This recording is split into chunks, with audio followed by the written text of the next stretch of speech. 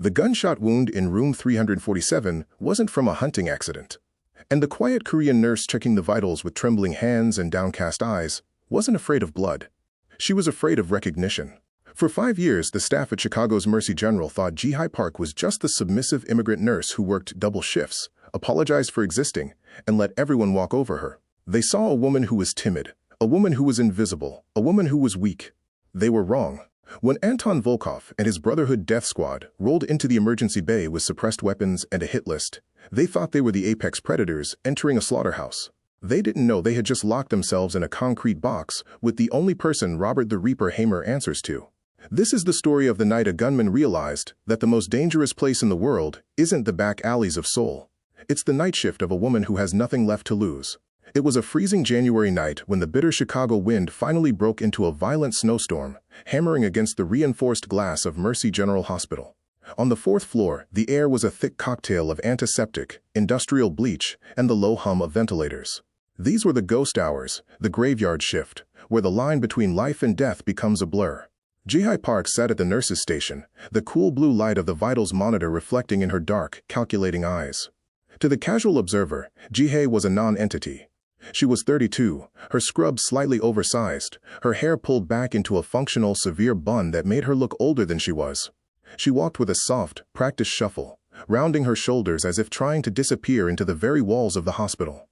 She never raised her voice. She never challenged the residents. "She's like a total NPC, I swear," whispered Kelly, a young nurse, leaning against the medication cart and scrolling through her phone. "I asked her what she's doing for her birthday, and she said meal prep and laundry. Can you imagine being that boring?" Dr. Marcus Webb, the senior trauma lead, didn't even look up from his clipboard. He was brilliant, exhausted, and far too arrogant to notice the people beneath him. "As long as she preps the trays on time, I don't care if she's a robot. Just keep her away from the VIP in room 347. She doesn't have the personality to handle high-profile cases." Webb was focused on his charts. He didn't notice that while Ji-hye appeared to be staring at a screen, she was actually timing the patrol of the security guard downstairs. He didn't notice that when the building shook from a truck backfiring outside, Ji-hye didn't flinch. She shifted her weight to the balls of her feet, her hand instinctively hovering near the concealed duffel bag tucked under the desk. He didn't notice the jagged, faded scar on the inside of her left wrist, hidden by her watch, a mark from field surgery in a Seoul safe house, the night she saved a man the world called the Reaper. Ji-hye typed her notes. Patient in 347, stable. Vitals normal. IV replaced. Post-surgical recovery progressing. She wasn't bored. She was a sentry, and the wolves were finally at the door. Please stay with us and subscribe to this channel as we unveil the story. The storm intensified, the wind howling through the concrete canyons of Chicago like a wounded beast. But inside Mercy General, the silence was surgical. Ji-hye moved through the dim corridors of the trauma unit, her soft-soled shoes making no sound against the linoleum. To the rest of the staff, she was a shadow in blue scrubs, a woman so unremarkable she was practically part of the furniture. But beneath the loose fabric of her uniform, Ji-hye's skin hummed with a different frequency. In her pocket, a burner phone vibrated once. It was a short, sharp pulse, a signal from the world she had tried to leave behind. She didn't check it. She didn't need to. She knew that Hamer's business was escalating. The logistics her connection handled were reaching a boiling point, and the hospital's VIP patient in room 347, Michael Irish Corrigan, Hamer's most trusted lieutenant, was the fuse. "Park, stop daydreaming and get the charts for the new admission," Dr. Webb barked, his voice echoing off the sterile walls. He didn't wait for an answer, nor did he look at her face. To him, she was just a tool, a pair of hands to carry out his orders. Ji-hye paused, her eyes tracking a flicker of movement near the service elevators. She didn't turn her head. She used the reflection in the glass of a medicine cabinet. 2 men in dark jackets had just stepped off, their gait heavy and purposeful. Not the walk of worried relatives, but the measured stride of men carrying weight. "Right away, doctor," Ji-hye whispered, her voice a perfect mask of submission. She hunched her shoulders, shrinking into the persona of the timid nurse. Yet her mind was already deconstructing the threat. 2 targets. Concealed items under their jackets. High-tension posture. Wrong time of night for visitors. She walked past the young intern, who was still complaining about the lack of excitement on the night shift. He had no idea that the woman he called boring was currently calculating the most efficient way to seal the wing if hostiles breached the floor. Ji-hye stepped into the medication room, closing the door behind her. For a fleeting second, the shuffling nurse vanished. Her spine straightened, her chin lifted, and her eyes turned as cold as a Siberian winter. She reached into the bottom of her locker, moving aside a stack of medical journals to reveal a small, nondescript duffel bag. She didn't open it yet. She simply felt the weight of it, the emergency phone, the tools her father had taught her to use, the supplies for field trauma that no hospital would ever stock. For 5 years, she had tried to balance the scales, saving lives here to make up for the shadows cast by Robert Hamer's empire. But as the distant sound of a heavy door being kicked open shattered the ward's silence, Ji-hee realized the time for healing was over. The ghost in blue was about to become the ward's only hope. And the gunmen downstairs were about to learn that the quietest person in the room is often the one you should fear the most. The silence of the trauma unit didn't break. It shattered. It began with the sharp, rhythmic clack-slide of a bolt carrier group being sent home. The distinctive sound of a weapon being made ready. Then came the pneumatic hiss of a suppressed shot. Professional, controlled, lethal. Ji-hee's world contracted to a single point of clarity. Through the crack in the medication room door, she watched Dr. Patricia Chen collapse in the hallway. A single bullet wound in her forehead. The supervisor who had dismissed Ji-hee as incompetent for 5 years now, lay dead on the sterile tiles, her clipboard clattering beside her. Standing over the body was a man Ji-hee recognized from Hamer's intelligence briefings, Anton Volkov, the butcher of Brighton Beach, the man who had spent the last decade trying to dismantle Hamer's East Coast empire brick by bloody brick. He was flanked by 4 operatives in tactical gear, suppressed weapons at the ready, moving with the precision of men who had done this before. Volkov spoke in Russian, his voice cold and efficient. Clean and quick. Kill the target in 347. Set the charges. 12 minutes to clear the building. Ji-hee understood every word. Her mother had been a Russian language professor in Seoul before the family fled to the United States. The language of violence, it seemed, was the same in any tongue. In her pocket, the burner phone vibrated. Hamer's emergency code. 3 short pulses. Package compromised. Respond immediately. The choice crystallized in that moment, sharp as a scalpel's edge. She could hide. Let Irish die. Protect the fragile separation between her 2 worlds. Or she could step into the hallway and reveal to everyone, her colleagues, the police, the world, that the timid immigrant nurse named Ji-hee Park was something else entirely. Ji-hee closed her eyes. She thought of her father's words, the night he taught her how to disarm a man, twice her size. 용기는 두려움이 없는 것이 아니라 두려움에도 불구하고 행동하는 것이다. Courage is not the absence of fear. It is action in spite of it. She opened her eyes. The submissive posture melted away. Her shoulders squared. Her breathing slowed to the tactical rhythm her father had drilled into her. She reached into the duffel bag, her fingers finding the familiar weight of the tool she'd hoped never to use again. Ji-hee Park, the quiet nurse nobody noticed, stepped out of the medication room and into the war zone. And for the first time in 5 years, she stopped hiding. The wolves had come to the fold. But they had no idea that the prey they hunted was standing right in front of them, wearing blue scrubs and a stethoscope, with Robert the Reaper Hamer on speed dial, and absolutely nothing left to lose. The 11 p.m. shift change at Mercy General's trauma unit was organized chaos, a symphony of beeping monitors, rattling gurneys, and exhausted voices, passing off critical information in medical shorthand. Ji-hee Park stood at the periphery of it all, a ghost in oversized blue scrubs, her shoulders rounded as if apologizing for taking up space. Park, where's the chart for bed 6? Dr. Marcus Webb didn't look up from his tablet, his voice sharp with the kind of irritation reserved for incompetent subordinates. The Korean girl was supposed to have it ready an hour ago. Ji-hee was standing 3 feet away from him. She had prepared the chart. It was in his left hand. Sorry, Dr. Webb, she said, her accent thicker than it needed to be, each word carefully broken. Is right there. In you hand. I put already. Webb glanced down, barely registering her existence, and walked away without acknowledgement. Around him, the other nurses exchanged knowing looks. Kelly whispered something to Tyson that made them both laugh. Supervisor Patricia Chen appeared at Ji-hee's elbow, her expression a practiced mix of pity and disdain. Ji-hee, the family in 410 is asking questions about the IV placement. Maybe let me handle the communication. You know how your people sometimes have trouble with nuance. Yes, Supervisor Chen. I understand. Ji-hee bowed her head slightly, the perfect image of submission. What Chen didn't see was the way Ji-hee's eyes tracked the security guard's patrol route in the reflection of the medication cart's glass, or how her fingers brushed the phone in her pocket as it vibrated once, a pulse that meant nothing to anyone else but everything to her. She shuffled toward the break room, where her homemade kimchi sat untouched in its container, the same container from 3 days ago. Nobody ever ate what she brought. Nobody ever thanked her for staying late. Nobody ever saw her at all. Except for the man in room 347. Ji-hee slipped into his room during the chaos, closing the door with practiced silence. Michael Irish Corrigan lay in the bed, his chest wrapped in bandages from what the charts called a, quote, a construction accident.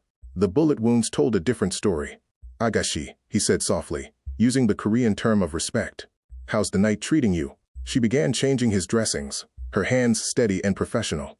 "It treats me same as always, Mr. Corrigan." For a moment, the mask slipped. The hunched shoulders straightened.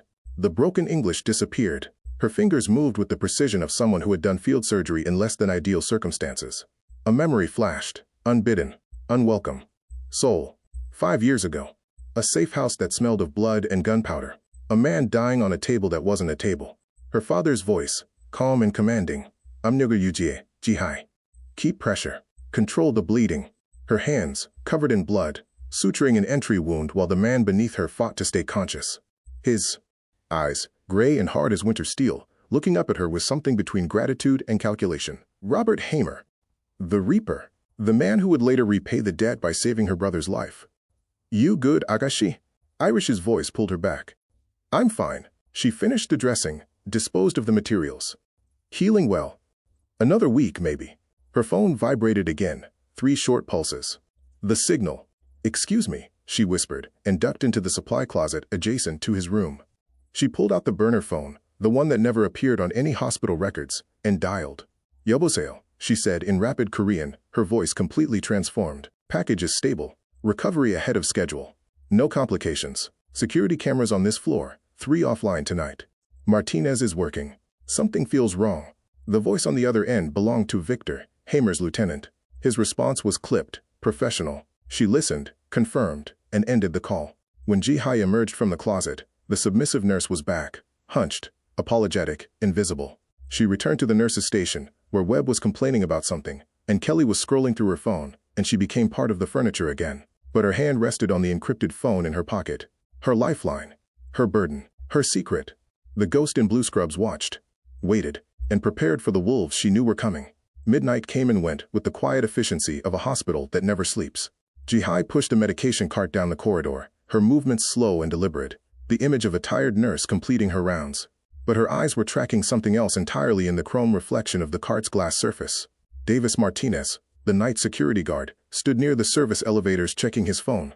Again, that made 4 times in the last 12 minutes. His posture was wrong. Shoulders tight, jaw clenched. The stance of a man waiting for instructions he didn't want to receive. Jihai noted the angle of the corridor camera above his head. The red indicator light was dark. Martinez had claimed it was malfunctioning during shift change, said maintenance would fix it in the morning. But maintenance didn't work nights, and cameras didn't malfunction on their own. Her phone vibrated in her pocket. 3 short pulses. Pause. 3 more. Hamer's personal code. Potential threat to package. She finished dispensing medications to the patient in 342, her hands steady even as her pulse quickened.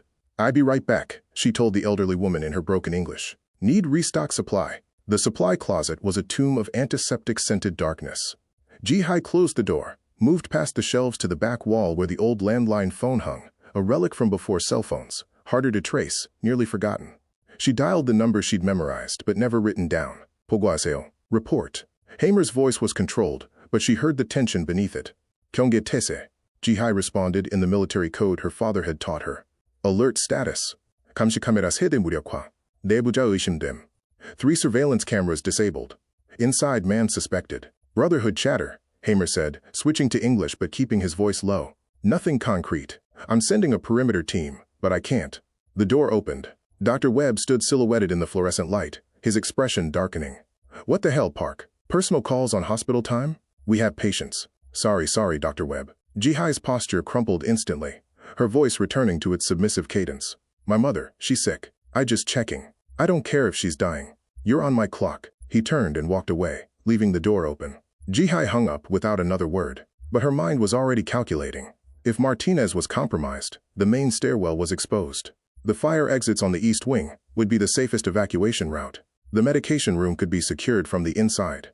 Room 347 had a reinforced door from when it used to be the psychiatric observation unit. She emerged from the closet, grabbed an armful of supply boxes, and began what appeared to be a routine restocking walk. To anyone watching, she was the invisible nurse doing invisible work. But with each step, she was mapping the floor like a battlefield. Choke points where 2 people couldn't pass simultaneously, corners that provided cover, the distance from the nurse's station to Irish's room. 43 steps.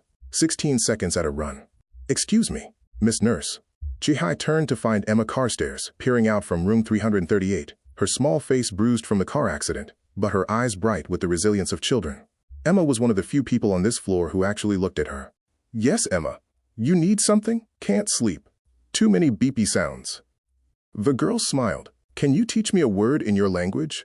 Like, a magic word? Ji-hee knelt beside the bed, her tactical assessment pausing for this small moment of humanity. Yonggi, she said softly. Yonggi, it means courage. Yonggi, Emma repeated carefully. What's it for? For when you need to be brave. Even when you're scared. Are you scared of anything? Ji-hee thought of the cameras going dark, of Martinez checking his phone, of the wolves circling. Sometimes, she admitted. But Yonggi helps. She tucked Emma back in and returned to the nurse's station, where Kelly was playing a game on her phone and Tyson was half asleep over his coffee. Neither noticed Ji-hee accessing the security camera interface on the computer, pulling up the feeds for the 4th floor. Camera 4A, dark. Camera 4C, dark. Camera 4G near the service elevators, dark. 3 blind spots forming a perfect corridor from the elevators to room 347. Ji-hee pulled out her phone beneath the desk, fingers moving quickly across the screen. A text to a number with no name attached.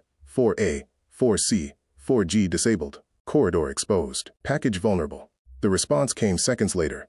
Perimeter team ETA 30 minutes. Hold position. She deleted both messages and pocketed the phone. 2:47 a.m. The floor was quiet except for the rhythm of ventilators and the distant hum of the HVAC system. Webb was in the break room. Kelly and Tyson were absorbed in their own worlds. Martinez had disappeared somewhere. Then Ji-hee heard it. The distinctive mechanical groan of the service elevator activating. The elevator that was supposed to be locked after midnight. The elevator that required a security key to operate. Her hand moved to the trauma shears in her pocket, fingers closing around the cold metal. The ghost in blue scrubs became perfectly still, every sense attuned to the sound of the elevator rising through the building's core. Coming closer. Coming for Irish. Coming for her. The supply closet smelled of antiseptic and cardboard. A claustrophobic space barely wide enough for Ji-hee to crouch as she restocked trauma packs on the bottom shelf. The fluorescent light flickered overhead, casting shadows that danced across boxes of gauze and sterile wrapping. It was 2:50 a.m., the dead hour when even the machines seemed to breathe slower. Then she heard it, the pneumatic hiss of a suppressed weapon, a sound most people would mistake for a pneumatic door or an air brake. But Ji-hee's father had made her listen to that sound 100 times in a Seoul firing range, until she could identify the make and model by the pitch alone. Time collapsed into crystalline clarity. Her breathing slowed. Her pupils dilated. The training her father had drilled into her, the training she'd spent 5 years trying to forget, flooded back like muscle memory. She moved to the door, cracked it a half-inch, and looked through the narrow opening into the hallway. Dr. Patricia Chen lay on the sterile tiles, her body twisted at an unnatural angle. A single bullet wound in her forehead. Eyes still open in the final moment of surprise, her clipboard scattered beside her like fallen leaves. Standing over the body was a man Ji-hee recognized from the intelligence photos Hamer had shown her months ago. Anton Volkov, the butcher of Brighton Beach. Gray hair, expensive suit beneath tactical body armor, and eyes like frozen steel. He was flanked by 4 operatives in dark gear, suppressed weapons held with professional competence. They moved like a surgical team, efficient, coordinated, lethal.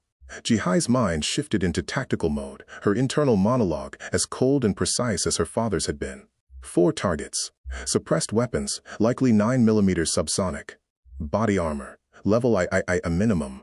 Moving toward room 347. 12-second window before they reach Irish. Volkov spoke in Russian, his voice barely above a whisper but carrying the weight of absolute authority. Чисто и быстро. Убить цель. Установить заряды. 12 минут до эвакуации. Clean and quick. Kill the target. Set the charges.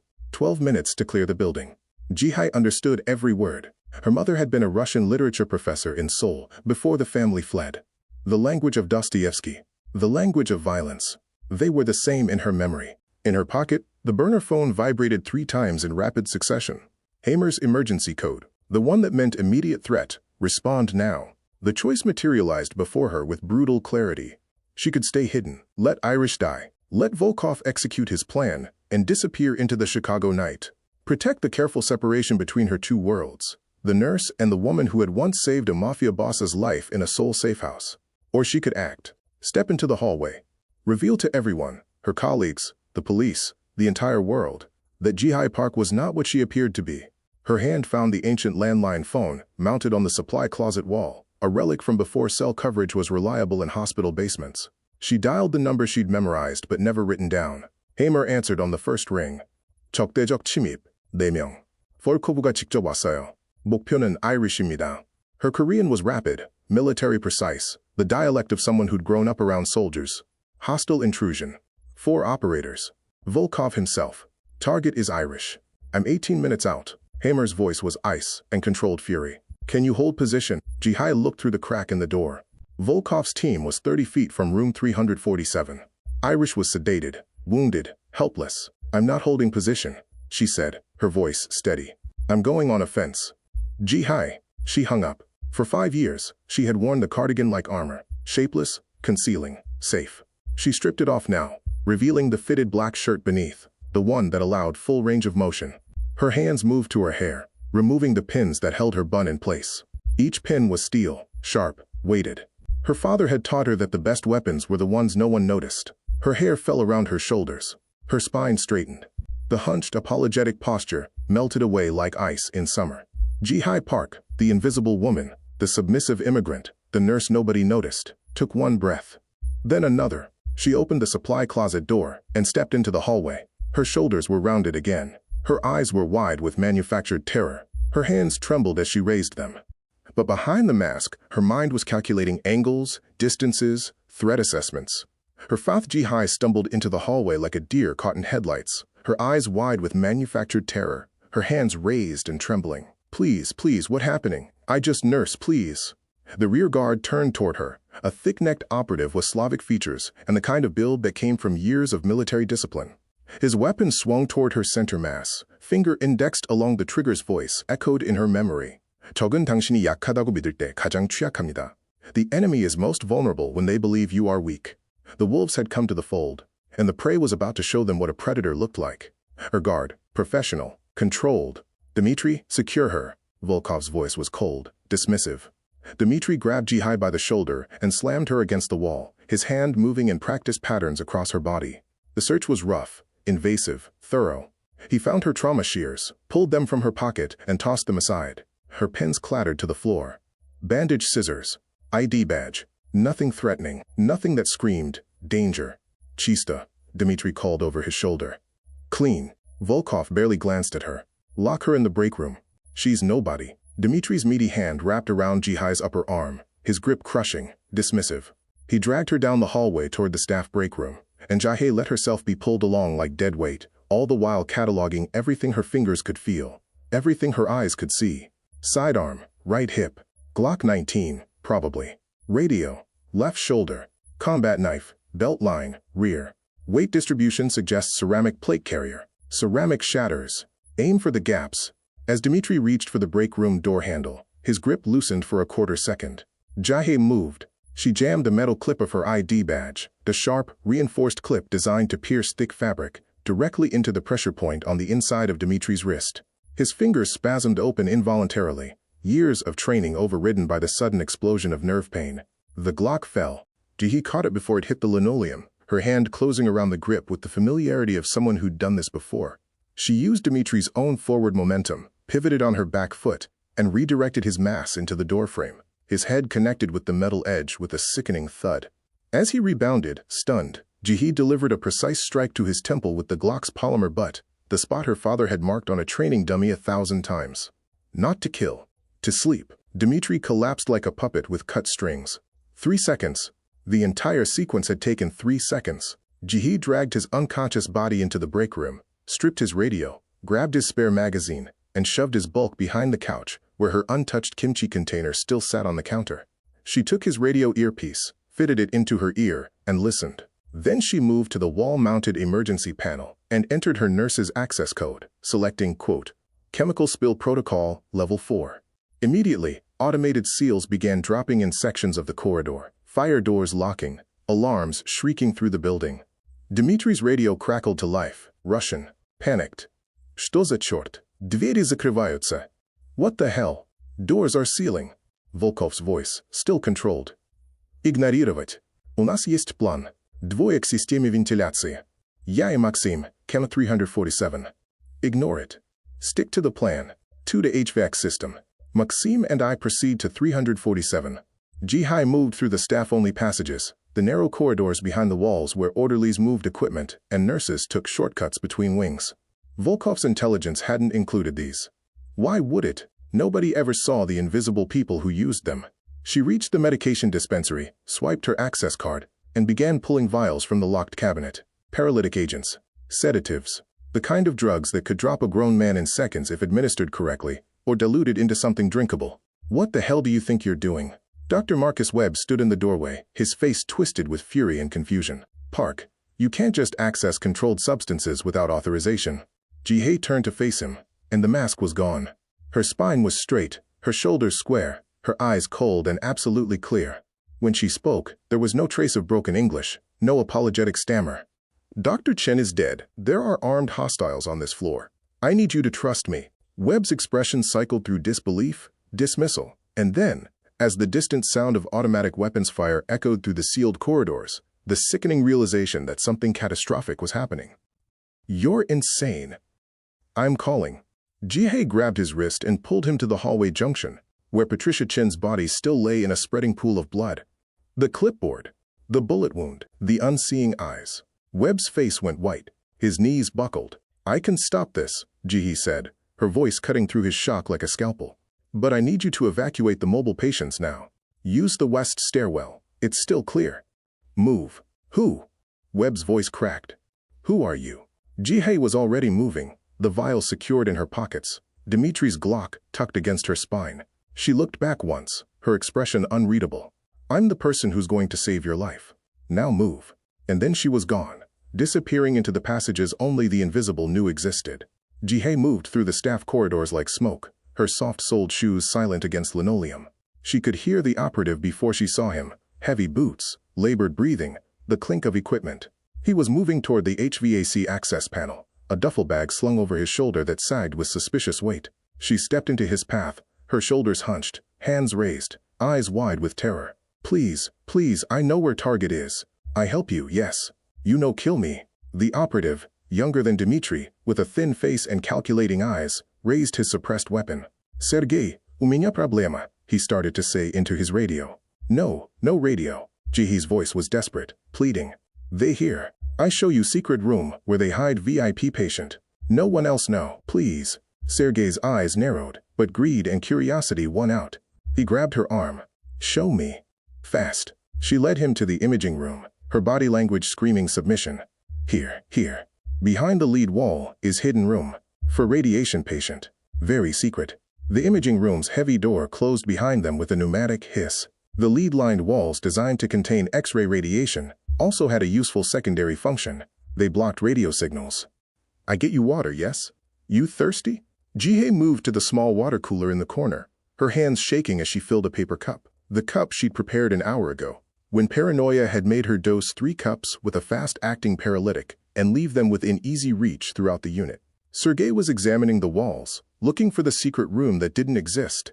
He took the water absently, drank it while scanning the space.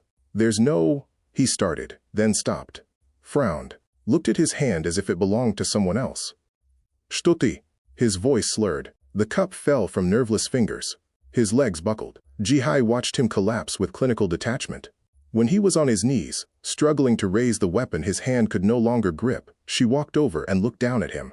Вы должны были проверить, кто я такая, прежде чем недооценивать меня, she said in perfect Russian, her accent Moscow-polished. You should have checked who I was before you underestimated me. Sergei's eyes widened in the moment before consciousness left him entirely. Jihei secured his weapon, stripped his radio and earpiece, then opened his duffel bag. C4 explosive, blasting caps, and a digital timer that made her blood run cold. The display showed 11:47 and counting down. 12 minutes from first activation. If Sergei was planting his charge now, that means, she did the math in 3 seconds. The first charge was already set. I have less than 12 minutes before the entire trauma unit becomes a crater. In the west stairwell, Dr. Webb was helping Kelly and Tyson move the mobile patients toward the ground floor. His hands shook as he supported Mrs. Alvarez's wheelchair, his mind still trying to reconcile the timid nurse he'd dismissed for 5 years with the woman who'd moved like death incarnate. Dr. Webb, what's happening? Kelly's voice was high, terrified. Why are we evacuating? Webb looked at her. This young nurse who'd mocked Jihee's accent, who'd called her boring, who'd laughed when she brought homemade food no one would eat. Just trust me, he said, his voice hoarse. And trust her. In the imaging room, Jihee moved to the PA system and picked up the microphone. She pressed the button for room 347 only, and spoke in rapid Korean, knowing Irish would understand, knowing Volkov's remaining team wouldn't. 343번, 방해 환자는 즉시 대피해야 합니다. 서쪽 계단으로. 지금 당장. Patient in room 347 must evacuate immediately. West stairwell. Right now. 3 floors down, in his hospital bed, Irish's eyes snapped open. Even through the sedation, even through the pain, he understood. He began pulling IV lines from his arms. Jihee was moving again, heading toward the central security station, when she saw him. Davis Martinez, the security guard, standing at the emergency lockdown panel, trying to enter override codes with shaking hands. She pressed Dimitri's Glock against the base of his skull. Step away from the panel. Martinez froze, his hands raised. They paid me $50,000. I got kids, You disabled the cameras. You gave them the building layout. Jihee's voice was ice. Did they tell you what they'd do to witnesses? The color drained from Martinez's face as the realization hit him. He wasn't getting paid. He was getting eliminated. I didn't know they'd kill people. I swear I didn't. Where are the other charges? Jihee cut through his panic. Tell me, and I'll get you out of here alive. Run, and they'll kill you themselves to tie up loose ends. Choose. Now. Martinez's words tumbled out. 3 locations. HVAC system, electrical room, oxygen supply room. The electrical room is just a timer, no tricks. But the oxygen room, they said that was the big one.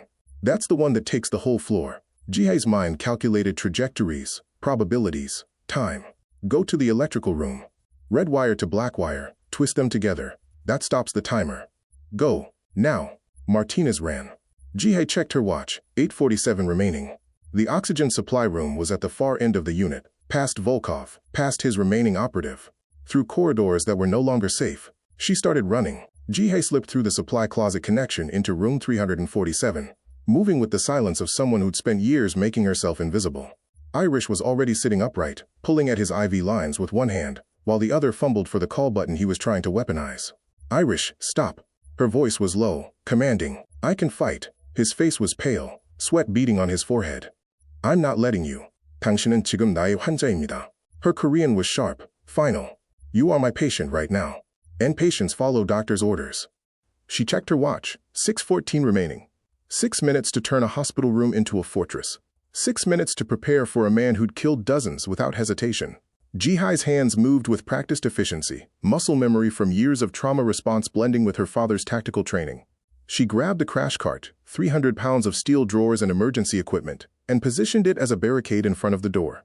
Not to stop entry, but to funnel movement, to control the fatal funnel where Volkov would be most vulnerable. The oxygen tanks came next. She repositioned 3 of them near the door frame at precise angles, then used surgical tubing to rig the valves so that a single bullet impact would rupture them. Not an explosion. Oxygen didn't explode, but a rapid decompression that would flood the room, creating an environment where the smallest spark would become an inferno. In Irish's bed, she constructed a body, rolled towels for limbs, IV bags for mass, sheets arranged to mimic the shape of a sedated patient. From the doorway, in low light, with adrenaline and assumption working against perception, it would pass for 3, maybe 4 seconds. That was all she needed. Can you move? She asked Irish. Yeah. He was already on his feet, unsteady but standing. She guided him into the attached bathroom, the only room with a solid door, and gave him a syringe. Midazolam. 2 milligrams. Enough to keep you quiet and calm, not enough to knock you out. You understand? Irish nodded, his respect for her written in every line of his face. He injected himself without hesitation. Jihee moved to the ventilation control panel, something only nurses knew how to access. She overrode the system, maximizing oxygen flow into the room. The air would become saturated, invisible, odorless, waiting. A single ignition source would turn the room into a fireball. From her pocket she pulled the butane lighter she'd taken from the break room. Not a cheap convenience store lighter, but the kind used for laboratory work. Reliable, consistent, lethal in the right circumstances. She rigged it to a simple dead man switch using surgical tape and a tongue depressor. If she released pressure, if she was shot, if she fell, the trigger would drop, the lighter would ignite, and the oxygen-rich air would consume everything in the room, except the spaces she'd calculated would be shielded. She changed into spare scrubs from the closet, the ones she kept for emergencies. These fit properly. No excess fabric to grab, no loose sleeves to snag. She pulled her hair back with a single elastic, feeling the weight of the steel hairpins she'd repositioned in her waistband. The concrete-reinforced nurse's station caught her eye, a relic from the hospital's older wing, designed decades ago when psychiatric patients sometimes became violent. The concrete was 6 inches thick, designed to stop anything short of a rifle round. She positioned herself behind it, the lighter in her left hand, Dimitri's Glock in her right. Her phone buzzed. A text from Hamer in Korean. 4분 후 도착. 버텨.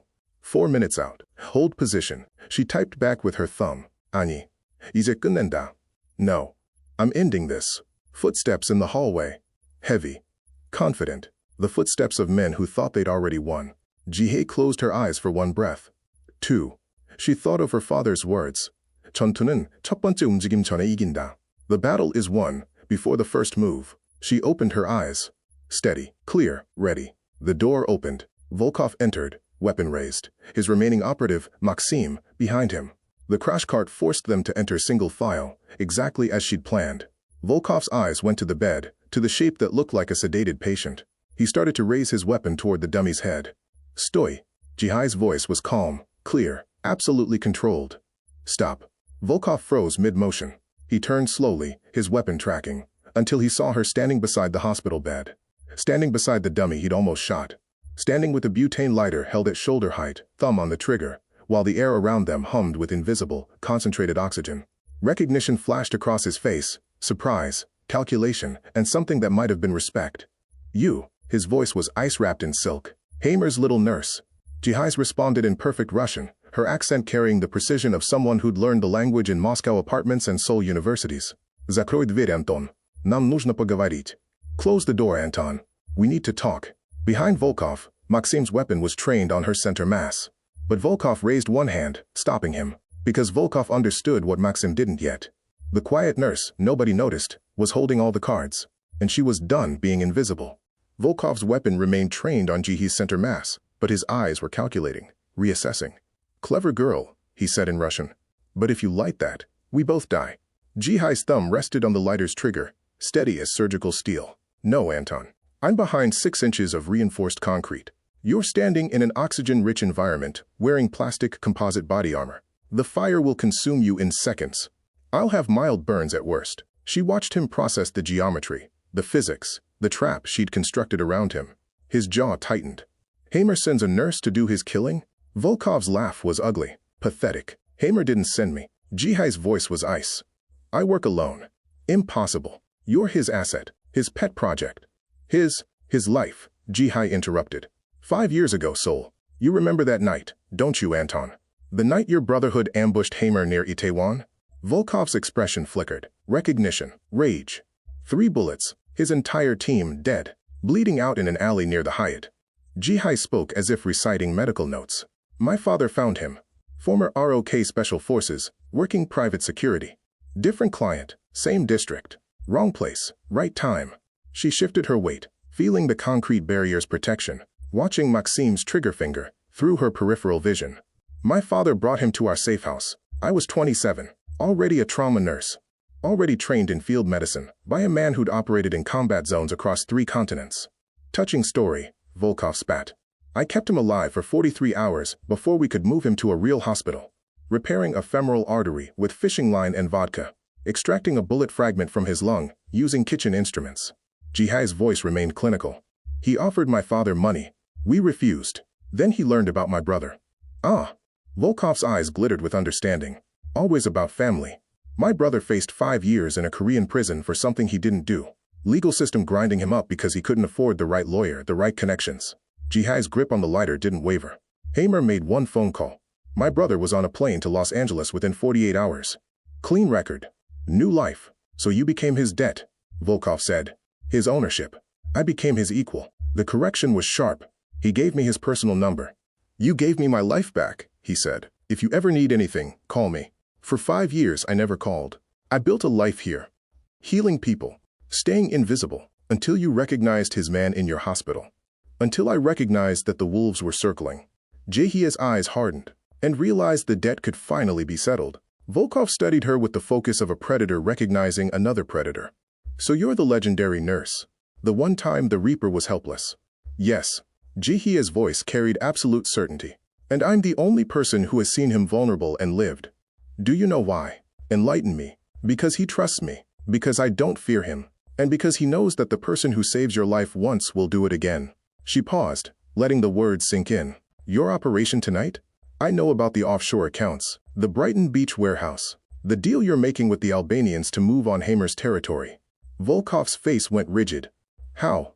"Because for 5 years, Hamer has been telling me everything. Not as an operative. Not as an asset. As someone he trusts with his life." Jihee tilted her head. "Did you really think you could move on his people without him knowing?" The freight elevator activated somewhere in the building. The sound echoed through the sealed corridors, the distinctive mechanical groan of the cargo lift coming to life. Volkov's head snapped toward the sound. His face paled. "He's here. They're all here." Jihee lied, her voice carrying perfect conviction. "You're surrounded, Anton. The only question is how many of your men die with you." Volkov's weapon swung back to her, his jaw clenched. The decision crystallized behind his eyes, cold, brutal, final. "Then we all die together." His finger tightened on the trigger. Jihee pressed a panic button mounted under the nurse's station, the one that triggered the fire suppression system's emergency seals. Fire doors slammed down throughout the corridor with a sound like thunder, cutting off every exit. Volkov spun toward the door he'd entered through, sealed. He lunged for it, yanked the handle, locked. Electronic deadbolts engaged. The timer. His voice cracked. "You moved the bomb."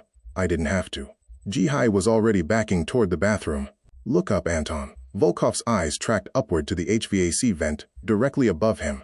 The digital display was visible through the grating. 028, 027, 026. "Niet." The word came out strangled. "No." Jihee pulled Irish from the bathroom, supporting his weight, moving toward the supply closet connection. "You should have checked who I was," she said in Russian, "before you underestimated me." They cleared the supply closet door. Jihee slammed it shut, engaged the emergency lock. Through the wall she could hear Volkov screaming, pounding on the sealed door.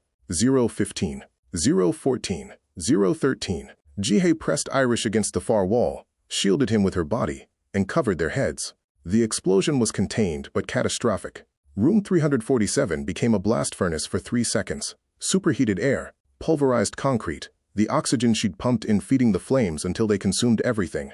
The fire doors held. When the smoke cleared, Jihee's ears were ringing, but she was alive. Anton Volkov was not. The butcher of Brighton Beach had been caught in his own trap, and the quiet nurse nobody noticed had just saved every patient on the 4th floor.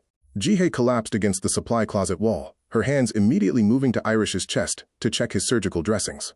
Blood was seeping through, but not arterial, not critical. He was breathing hard, his face gray with pain and shock, but alive.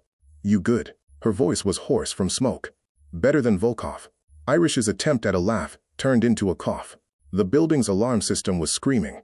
Sprinklers had activated, turning the smoke into a rain of ash and chemical suppressant. Through the sealed fire door, Jihee could see the remains of room 347, a blackened crater where a hospital room used to be. The supply closet door burst open. Martinez stood there, his security uniform soaked, his face streaked with soot. "I disabled the electrical room charge. We need to move, now." Jihee pulled Irish to his feet, supporting his weight, and they stumbled toward the west stairwell. Each step was agony, adrenaline fading, injuries making themselves known, exhaustion pulling at her bones like gravity. They were halfway down the 4th floor corridor when the stairwell door exploded open. 6 men in tactical gear poured through, weapons drawn, moving with military precision. For a heartbeat, Jihee thought they were more Brotherhood operatives. Then she saw the lead man's face. Victor, Hamer's head of security. The tactical team froze when they saw her. This small Korean woman covered in plaster dust and blood, supporting a wounded man, standing in the wreckage of a war zone. "Miss Park?" Victor's voice carried disbelief and something that might have been awe. "Where is Volkov?" Jihee met his eyes, too exhausted for pretense. "Dead, room 347. Tell Hamer the situation is contained." Victor's hand went to his radio. "Boss, she handled it. Volkov is neutralized." Hamer's voice crackled through the speaker, sharp with controlled urgency. "Is she hurt?" Victor looked at Jihee, standing, breathing, alive, and something like respect crossed his face. "No, sir. She's standing. I'm 2 minutes out." They moved Irish to the main lobby, where Dr. Webb had established a triage point. Evacuated patients sat on benches and wheelchairs, wrapped in blankets, confused but safe. The staff worked with the controlled chaos of medical professionals, doing what they did best. Then Ji-hee emerged from the stairwell. The lobby went quiet. Everyone turned to look at this woman they'd dismissed for 5 years, now covered in battle damage, flanked by tactical operators, supporting a wounded man who'd officially been in a construction accident. Kelly's voice broke the silence. Ji-hee, who are these people? Before Ji-hee could answer, the main entrance doors opened. Robert Hamer entered like he owned the building. Immaculate charcoal suit, despite the hour. Salt and pepper hair, perfectly styled. Eyes like winter steel scanning the room with absolute authority. 6 more men flanked him, their weapons concealed, but their presence unmistakable. Hospital security moved to intercept. Hamer's men didn't even acknowledge them. They simply existed in a way that made obstacles move aside. Hamer walked directly to Ji-hee. The crowd parted. The world seemed to hold its breath. He looked at Irish, alive, wounded but stable. At the destroyed 4th floor visible through the windows, contained damage, no catastrophic failure. At Ji-hee, standing tall despite the exhaustion, despite the exposure, despite everything. Then Robert the Reaper Hamer did something no one expected. He bowed his head. Not a casual nod, but a formal bow of deep respect. 감사합니다, 박 선생님. His Korean was flawless, using the honorific reserved for medical professionals. Thank you, Dr. Park. Ji-hee's voice was steady, despite the tears threatening to fall. Pigeon 다 갚았어요. The debt is paid. 아니요. Hamer reached into his pocket, pulled out a burner phone. Smashed, broken, useless. He placed it in her hand. 빚은 제가 진 겁니다. No. The debt was always mine. He closed her fingers around the destroyed phone. You don't need this anymore. If you want to reach me, use your real number. The message was clear to everyone watching. She wasn't his asset. She wasn't his debtor. She was his equal. Sirens wailed in the distance. Hamer's team melted into the shadows. Within seconds, they were gone, as if they'd never been there at all. Ji-hee stood in the lobby, surrounded by colleagues who were seeing her for the first time. Really seeing her. Dr. Webb approached, his face a complex mixture of shame and gratitude. You saved all of us. Ji-hee started to hunch her shoulders, to retreat into the submissive persona. I just did my job. No. Webb's voice was firm. Stop. I've been an arrogant ass for 5 years. You are the most competent nurse I've ever worked with, and tonight you were the only leader this unit had. I'm sorry. And thank you. Around them, other voices echoed. Apologies, gratitude, recognition. Kelly was crying. Tyson stood straighter. Even the evacuated patients were looking at her with something like reverence. But Ji-hee didn't know how to accept it. She was still processing, still trying to understand what this exposure meant for the careful life she'd built. Then small arms wrapped around her waist. Emma Carstairs, the 9-year-old car accident victim, hugged her fiercely. You were so brave, like a superhero. Ji-hee looked down at this child who'd always treated her with kindness, and something broke inside her. The tears finally came. I just had 용기, she whispered. Remember? Courage. Emma nodded solemnly, holding tighter.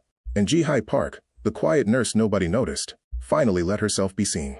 2 weeks later, Ji-hee sat in the hospital board conference room, surrounded by administrators in expensive suits who'd never learned her name until she'd saved their hospital from becoming a crime scene and a grave.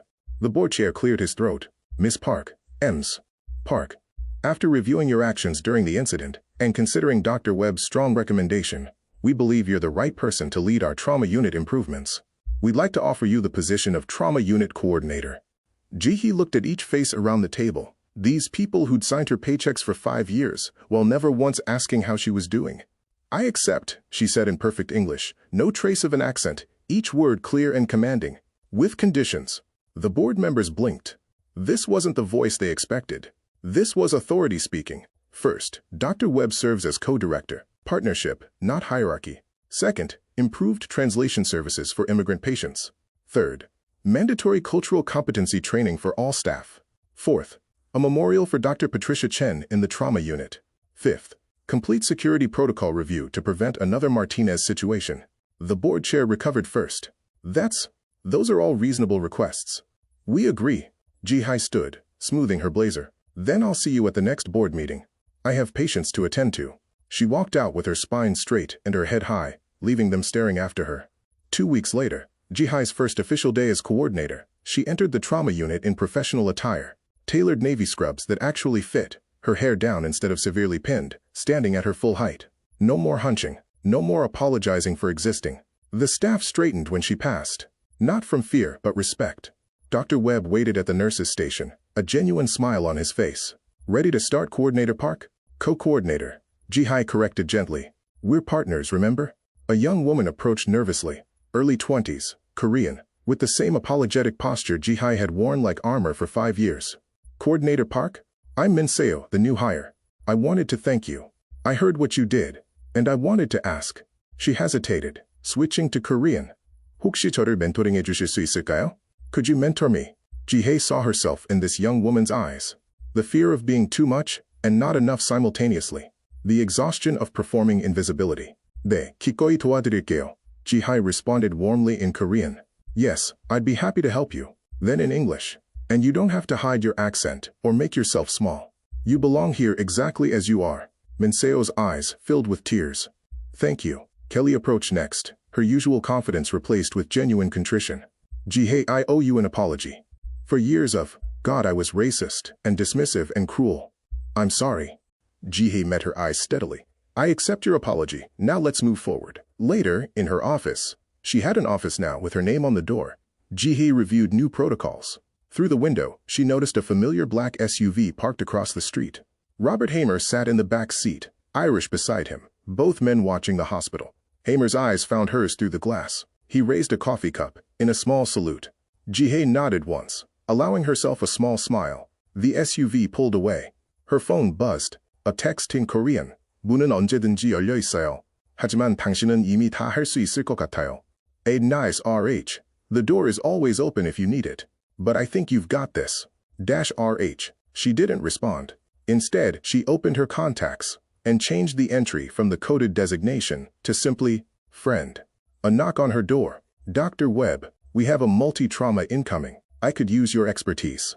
Ji-hae stood, clipped on her new badge, Ji-hae Park, MSRN, Trauma Unit Coordinator, and followed him into the hallway.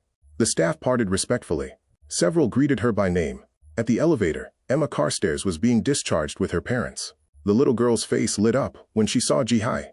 Bye, Miss Ji-hae. Don't forget, Yoongi, courage.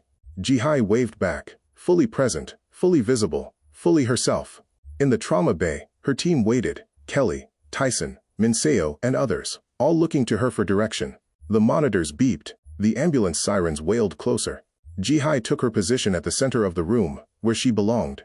Show's over, she said, her voice carrying the perfect balance of compassion and command. We have patients who need us. Let's get to work. And as the trauma bay doors burst open and her team moved with practiced precision, Ji-hae Park, no longer invisible, no longer apologizing, no longer divided, led them with the authority of someone who'd finally claimed her space. Korean and American, healer and protector, connected to both Hamer's world and the hospital, but belonging entirely to herself. The quiet nurse had roared, and the world had finally listened. Thank you for spending your time with me. It genuinely means a lot. If you want more content like this, like the video, subscribe, and turn on the notification bell. And tell me in the comments, what part was your favorite? I'll see you in the next one.